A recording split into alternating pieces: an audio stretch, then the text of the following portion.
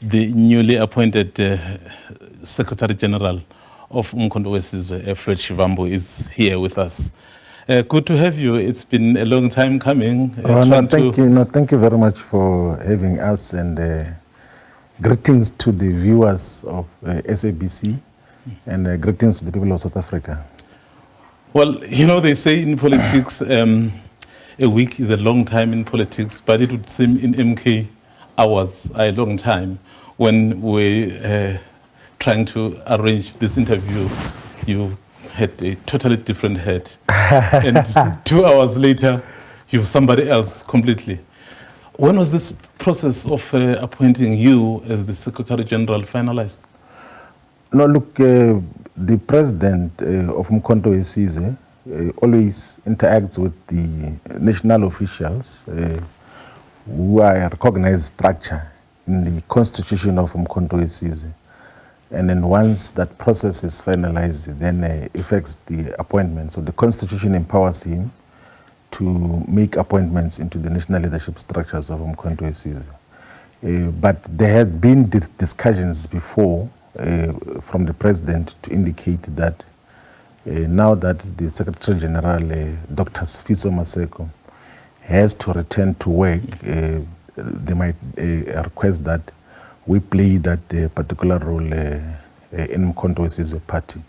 So it has been a process that has been thoroughly discussed, and we've been mandated, and we're going to fulfill the responsibility with the utmost respect and dedication and focus, and dedicate all our capacity to make sure that we build a stable and sustainable organization that is represented in all corners of South Africa. So that is the process that has been ongoing. The good thing about Mkhonto Sizwe is that none of the internal deliberations will find itself in a public discourse before they are communicated.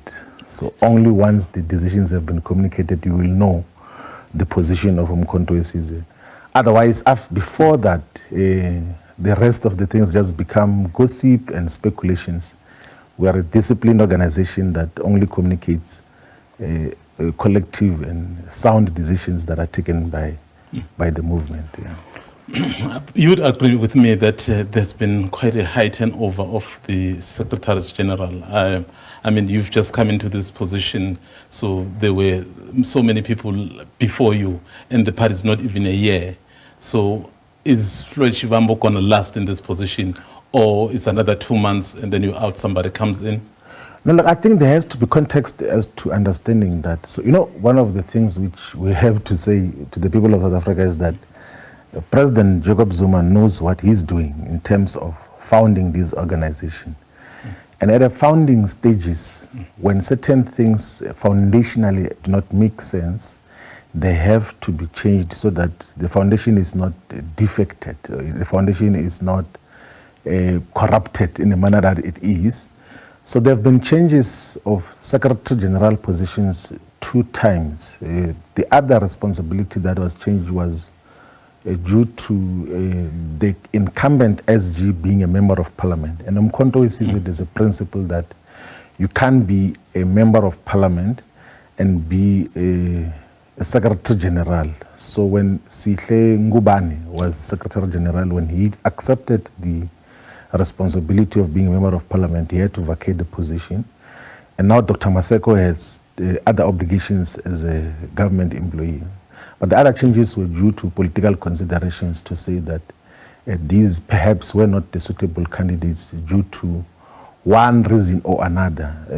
And in terms of the responsibility that we've been given now, there's a clear mandate of what we have to fulfill. And I'm 100% sure that in terms of the expectations, we will be able to optimally and efficiently, effectively fulfill all the responsibilities. Because one of the things that also defines our president of Mkhonto Sizwe party, it's zero tolerance to incompetence, zero tolerance to nonsense, zero tolerance to corrupt individuals and corrupt practices. So whenever people do things that are not mandated and outside of the organization, it takes decision immediately. It doesn't work on these things that were closing ranks even when there's wrongdoing.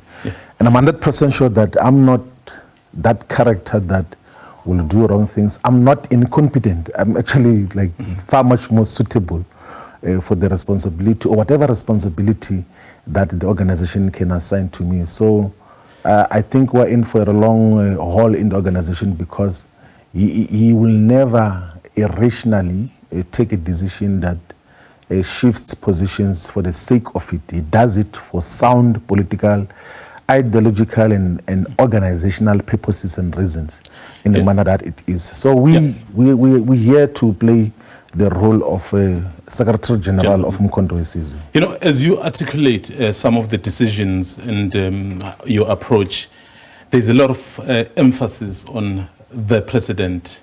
One wonders if Mkhonto Sizwe can exist without the main founder, which is the president of it, President Zuma. So this is how organizations are founded. They are founded by individuals. They don't just exist from the sky. They don't fall from the sky. They are founded by individuals who must give it the organizational and ideological direction. There's no doubt, it's actually beyond any doubt, that President Zuma is the founder of Mkhonto Sizwe, and it is still at its formative stages. He's going to play a central role as to what happens now in the intervening period. I played the role in the past of founding an organization. It was never having a conference in the first 12 months. It passed 12 months, it had conference after 18 months. And in the intervening period, the founders of the organization, which I was part of, were taking decisions as to what happens with that particular organization.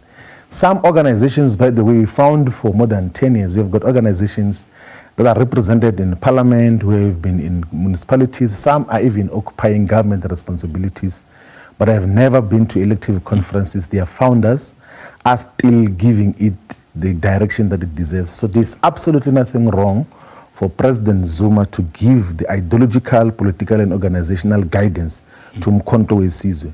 So these people who are saying, no, why elective conference, why appointment and everything else, that is how organizations are founded, and it's all rational.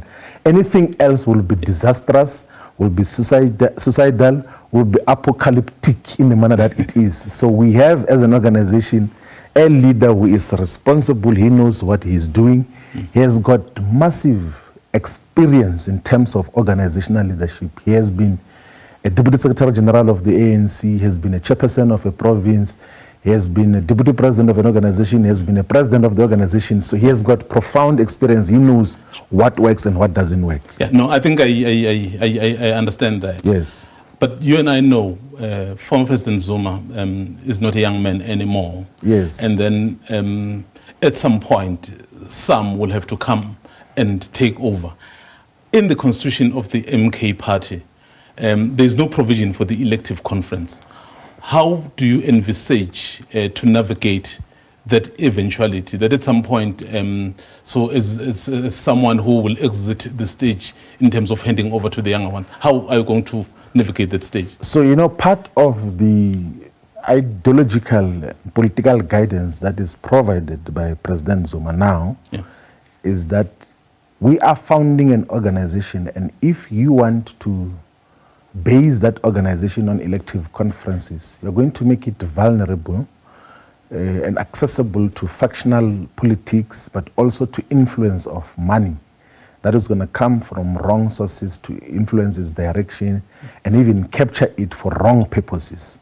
So we're founding the organization based on these principles that are founded in the constitution in terms of what happens. We are not thinking about the departure of President Zuma, because we know he's not about to depart now. He's still strong. He's giving us the political guidance.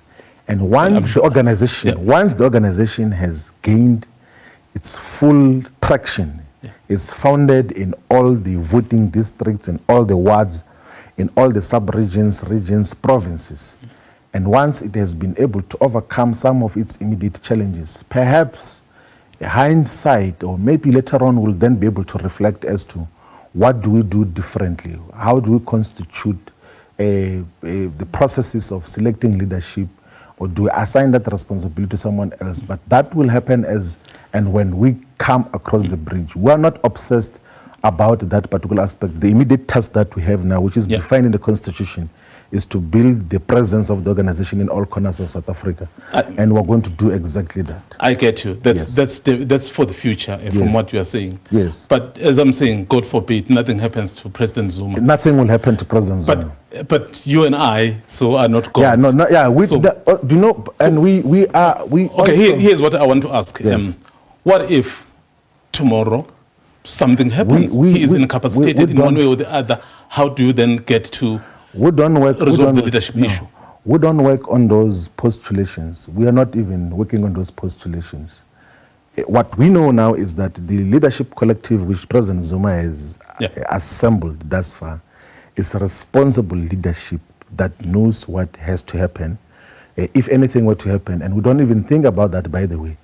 So we've got the responsible and capable leadership that knows that we carry a collective and individual mandates and obligations to build a united organization which is not just pursuing unity internally, but also seek to unite all the progressive forces.